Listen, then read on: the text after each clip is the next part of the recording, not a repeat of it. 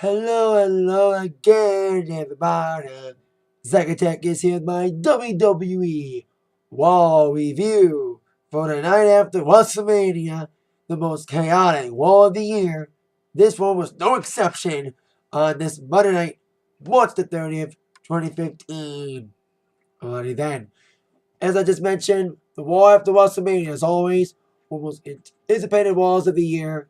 And like I said, this one was no exception. Great wrestling action. Makes it a shame that this doesn't happen every week. I wish every week was like this. I wish every week the crowd was on fire. I wish every week the matches were great, even with the main event. And we saw a beast truly be unleashed.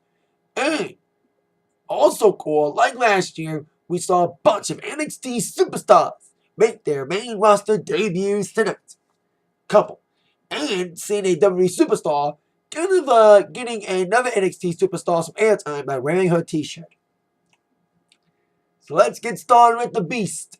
Brock Lesnar coming out with his advocate Paul Heyman. You can tell that Heyman and Lesnar were both in a grouchy mood. And the fans were already on fire from the get-go. Do I need to talk about the fans? The fans have been talking about every year about WrestleMania after Raw. Raw after Mania. Fans made Raw tonight once again. And so did the segments. They made the Raw and made the segments.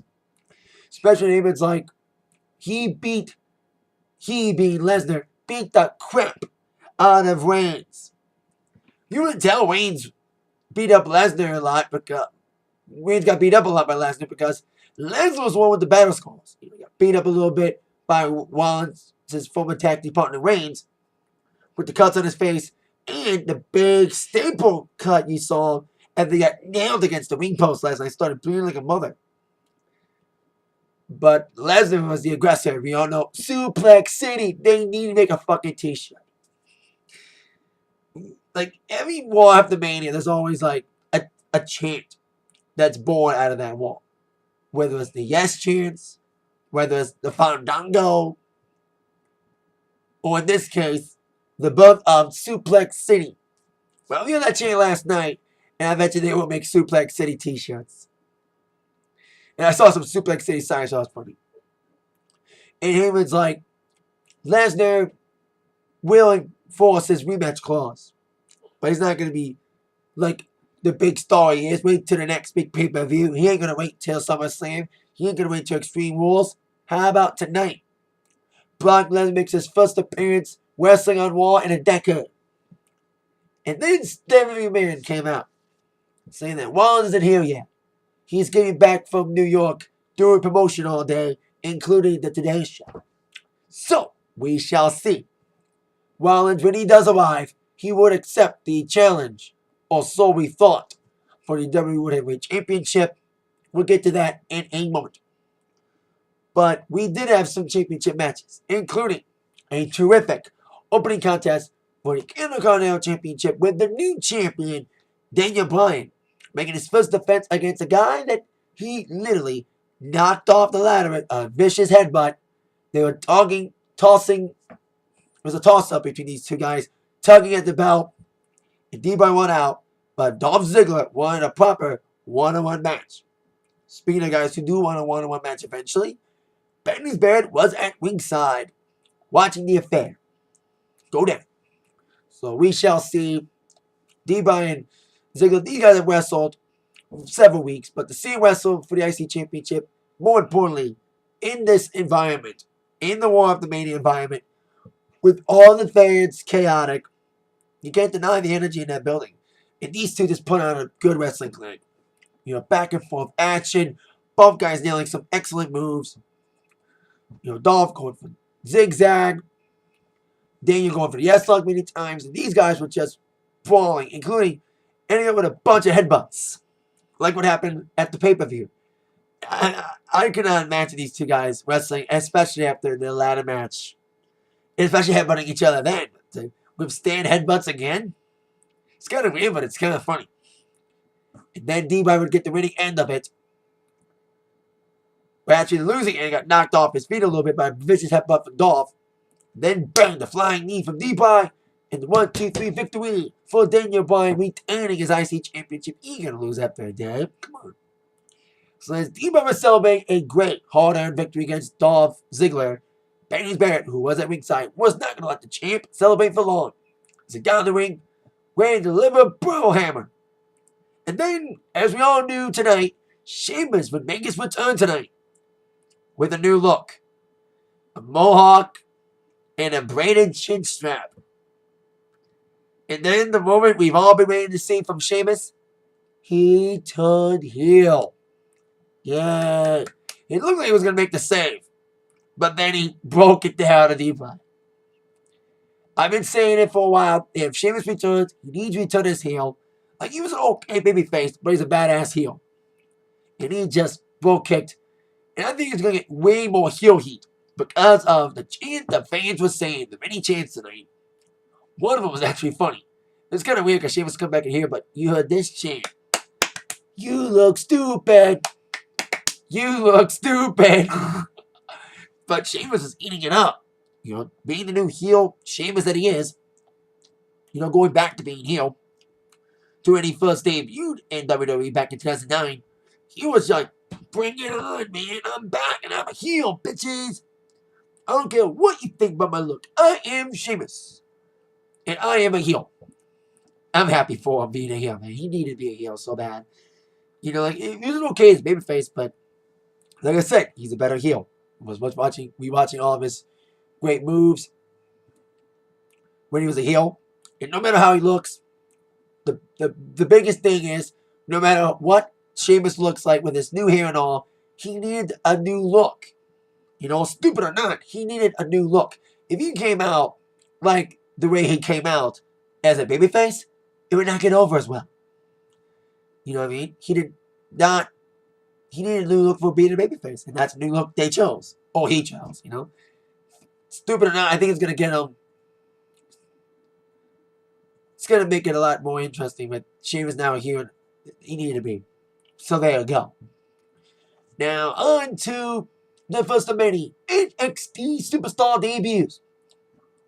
We had ourselves an 8-person tag involving another bunch of NXT stars who should be pushed better.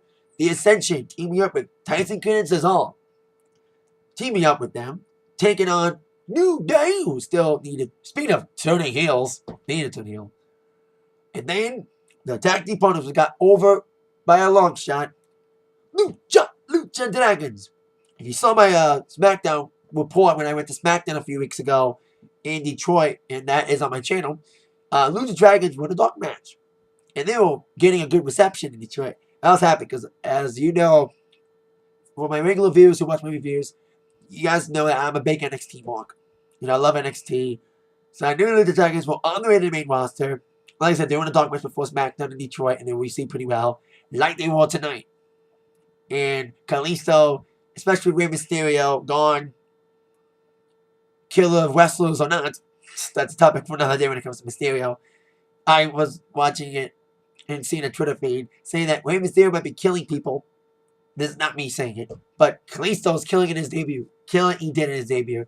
Kalisto's a ball of fun. I think he and Kalisto and Sin Cara are going to break up the tag team division. But here's the problem. They were teaming up a New Day. So every time Kalisto and Sin Cara, especially Kalisto, were tagging one of the members of the New Day, you heard the boos. And the New Day sucks. New Day sucks. And Ascension got in there. Tried to go for their big teamwork. And then we would see the dramatic ending with all the people going for the big finishers. You know, Tyson Kidd and Cesaro looked pretty good in the matchup. Very fun 8-man tag, which ended up with Kalisto delivering the Salida del Sol on one of the Ascension members. And it makes sense to have Lucha Dragons debut against the Ascension. For those people who follow NXT, Lucha Dragons defeated the Ascension, who were a dominant tag team in NXT before it became a watered-down version of the WWE main roster, as we all know. And they were the longest reigning tag team champions, and Lucha Dragons pinned them and became the tag team champions in NXT. If these two had a good feud, it would benefit both teams, especially benefit the Ascension right now. So I love the Lucha Dragons getting a good reception out there, especially with a lot of people who watch NXT now. So that's right, they got a good reception. As then another NXT alum making his debut tonight, which I'll get to in a second. But I hope these Dragons get over well in the long run, and I think they're on the right track. You know, at least there's a fun, exciting star that could be a hero for Hispanic Americans, you know, like Mexican Americans. And we're in California, which is mostly Hispanic demographics, so makes sense for the debut there, let alone at the War After Mania. So that in itself was great. Then on to the most chaotic segment of the night, the scheduled WWE World Heavyweight Championship rematch. Brock Lesnar taking on Seth Rollins. They all came out, you know, Brock with Heyman, and of course Seth Rollins with his cronies, change of security. But after they did the inductions, and the referee was ready to take the belt from Seth, Seth was a little bit reluctant to give the belt over to the referee. He made up an excuse saying that, I thought it would be like they're going to have the match and then Roman Reigns would interfere, cause a DQ. But Wallace is like, I am tired, I'm jet lagged from the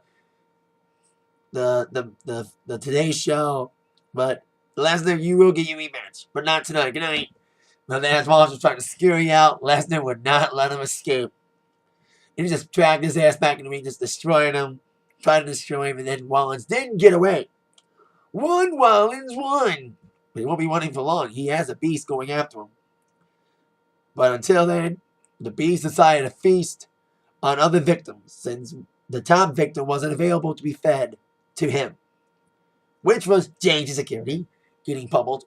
And then, after taking out James' security, beast mode was truly unleashed.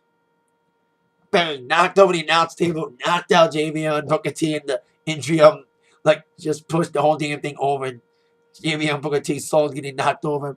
And then, probably the funniest moment of the entire night, seeing Brock Lesnar F5 Michael Cole. And there was thank you, Lesnar chants. And I love what Heyman said in the beginning that this is the non-PG ass kicker. I think we may be finally heading out of TV PG for good. Especially after seeing the F5 to Michael Cole. And Heyman was pleading with Lesnar. He knew Lesnar was pissed off after not only getting screwed last night in Mania, but getting screwed out of his rematch with Rollins screwing out like a thief in the night, like he did last night. So they decided he wasn't done yet. He decided to try to F5 a camera guy. That brought out Stephanie, trying to plead to him like Heyman was trying to. But if Heyman couldn't plead with Lesnar, Stephanie would have no chance in hell on trying to plead with Lesnar. And she did get some Ronda Rousey chance at the beginning segment, so that was kind of funny. So then Lesnar's like, fuck you, Steph. Bang! Nailed the F5. And Stephanie's like, well, with every action comes a reaction. And the reaction from Stephanie was immediate suspension to Brock Lesnar. So maybe give him some time off, storyline-wise. But we'll see Lesnar involved again, somehow against Rollins in a rematch. Because a lot of people PO'd. No matter what happens, there's going to be a lot of people pissed off. Like, no matter what happens. People were bitching that Roman Reigns won the Rumble, yet people were bitching that Roman Reigns lost. It's a surprise factor. The ending of Mania was awesome. No matter what you feel about it, it was a surprise factor. It was unexpected. Even though I did call it at the Royal Rumble review, So there you go. Rollins escapes like a thief in the night, but Brock went full-on beast mode tonight. So there you go. So it was just a badass segment. It made Lesnar over. I think Lesnar's a good guy now. That's what I think. Next up, we would have a short little matchup between Stardust and Damien Mizdow. Former tag team partners going down different paths. I still wish they would have had a tag team title one as Road Scholars. So then, it was an okay matchup with Mizdow in a short little match. It was okay. Mizdow getting a decent reception. But then he got the Skull Crusher finale, still copying Miz. 1, 2, 3, Mizdow won. But the real Miz decided to deliver the true Skull Crusher finale on Mizdow after the matchup, saying that I made you. Blah, blah, blah. Talking some smack talk. And then bang. We would see Miz leaving after he took out Mizdow. Next up, we would have ourselves another NXT debut. Now, we saw a vignette of this guy doing the show, and I was like, okay, he may debut tonight. Because Cena had issued an open challenge for the United States Championship. Maybe he would come out for that. But instead, we would see Axelmania come out, Curtis Axel. Hope he didn't get buried too well, because he got eliminated first in the Battle Royal. But then we would see the debut of Neville. Adrian Neville. They dropped Adrian. But I was like, I hope they don't water him down, because you saw Adrian come out in a cape. But I like this pyro, because when Adrian came out in NXT, he did like the whole spinning thing, and then he did the, and then smoke would come out. But instead of smoke, because this is WWE after all, big pyro. So that was cool. But then once Neville got in, even though he wore a cape, he was the same old Neville with the high-flying offense and impressed the crowd. Destroyed Axelmania in a quick, short matchup, ending up with the red arrow. So I'm glad to see Neville in the main roster. I hope they don't fuck him up like other NXT people, like what happened to the Ascension. But after seeing what happened with Lucha Dragons tonight, getting over really well, I think they're on the right track if WWE doesn't mess it up. And I hope they don't do the same with Neville. I truly hope that Neville, indeed, does go over well and could be a good mid-card guy at first, and then hopefully, gradually, goes on to the main card, main event card. And a guy who could do this same thing Neville could do, go from mid-card to main card, especially his performance tonight, would come in the John Cena Open Challenge for the United States Championship. John Cena, we thought that Rusev would accept the Open Challenge. Instead, we saw the Ambos come out. I was like, don't get buried by Cena. Because John Cena, I've always said this about him, that he's faster than a Kalisto. Instead of mysterious, faster than a Kalisto. More powerful than a Big Show. Able to bury careers in a single bone. The guy who almost killed the careers of Bray Wyatt and Mizdow. Super Cena. But the match was awesome.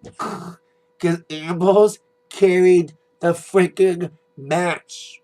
And of course, you had all the Cena heroes, John Cena sucks. None of that. And unlike the D-Bry Ziggler match, it was split. Because both these guys are popular. A lot of people were all for Ambrose. There was, of course, the usual, let's go, Cena sucks chance. But Ambrose looked awesome tonight. Even though the eventual would happen, I hope that Ambrose gets a lot out of this match. With his brilliant performance tonight against Cena, he had him on the ropes, even delivered dirty deeds. It was back and forth action.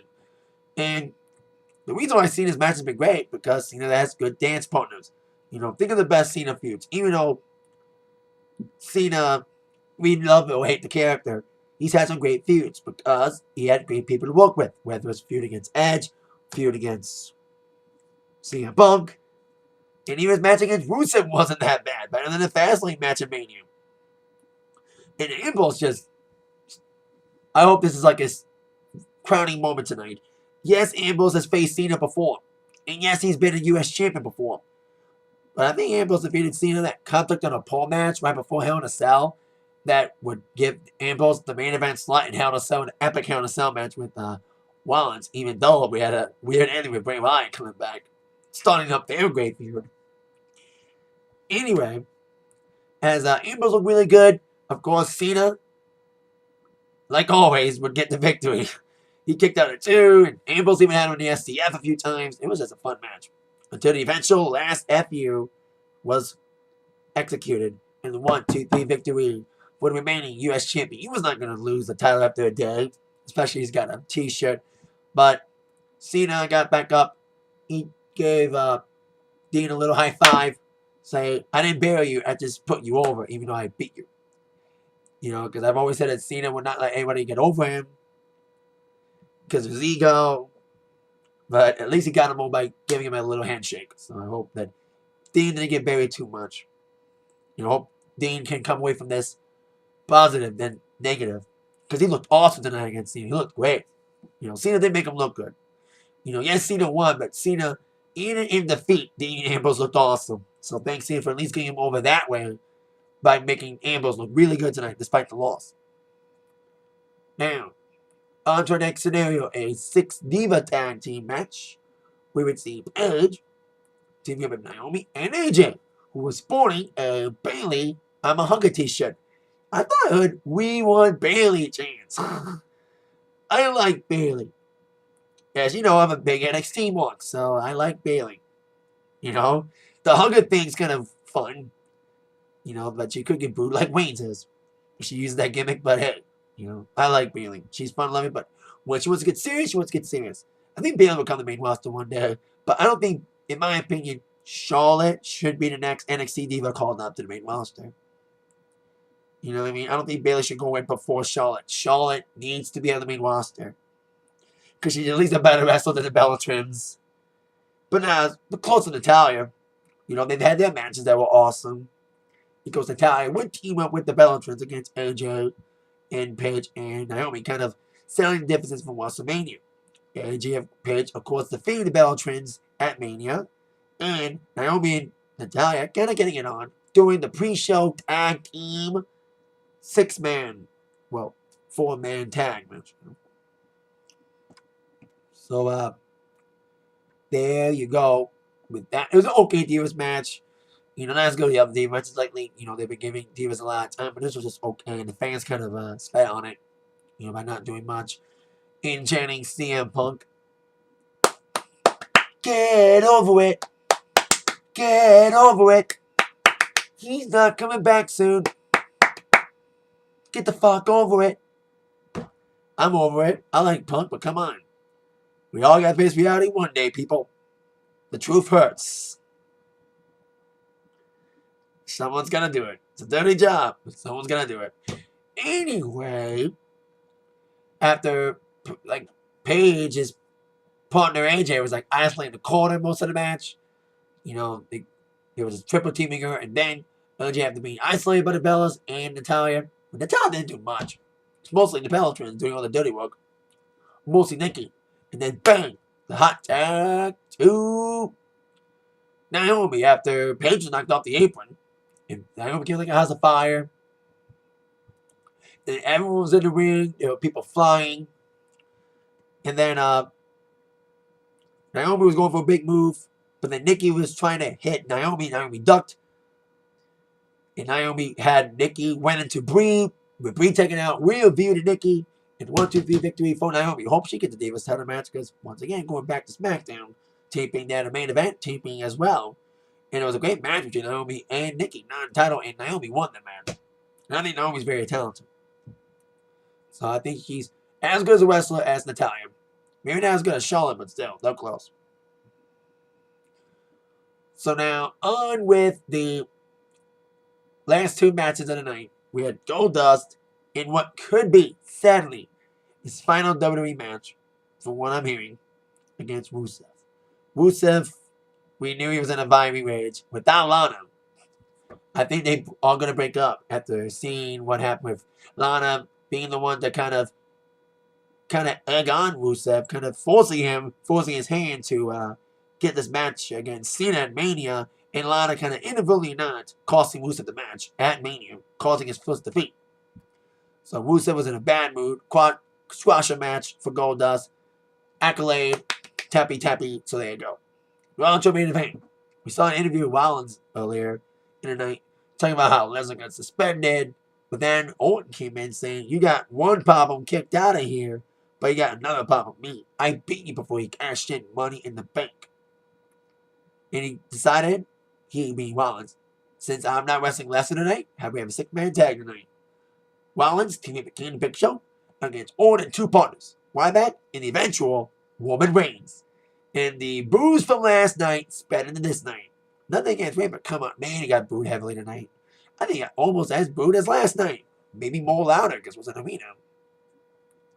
And the main event was not as good as last night. You know, after a great night of great action, I've noticed this before. Like, Orton would wrestle the night after Mania, and the fans would just shit all over it. I remember like a couple of years ago, Orton would wrestle Sheamus, and the fans were chanting the entire time.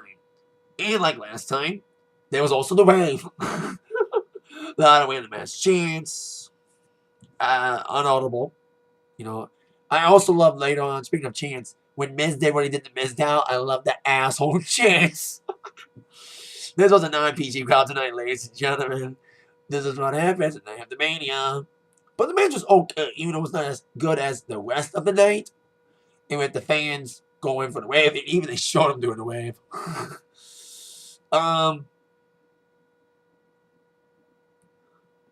But after Owen would come in, Reigns would come in trying to go for the big spear. Then everyone would come in for the big moves. You know, and it was like we won Ryback chants. Ryback shell shock, big show. And then Ryback would get comes up by Rollins. And RKO would come in to Kane. And then Reigns would spear Kane, eventually get the victory for his team with the boos. Typical kind of war ending, doesn't matter if it's after Mania or not, with Reigns standing tall and the fans booing. So that's how we ended War, and Sting was on the network. It's kind of stupid that you relegated Sting to the network tonight instead of letting him speak to the crowd on War. Stupid move. Because we want to see what's next with Sting. But take it as it is. This War tonight was, as always, an epic War tonight. With a lot of great debuts, rowdy fans, and of course the Brock Lesnar segment of him going full-on beast mode. And like I said, the NXT guys with Neville and the Lucha Dragons debut tonight. Because you saw Paige debut last year, Mania after War after Mania, you know? So there you go. Fun Mania. And a fun War as well once again. With the crowd being awesome. They even chanted, "We all awesome" again like they did 2 years ago. So it was a great War as always. Take all the good stuff. And it was mostly all good stuff. Main event was just okay, but the rest of the night was awesome. Great matches. And of course the debuts in the crowd and Lesnar. And that is it for the War After Mania review for tonight. Thank you all very much for watching. Because I was supposed to do a podcast, another podcast with WWE analyst, but apparently it's postponed yet again. Keep it posted. That mind y'all been attacked by the review from Zach. Thank you all so much. Have a great night, everybody, and great rest of your week. See ya. Yeah.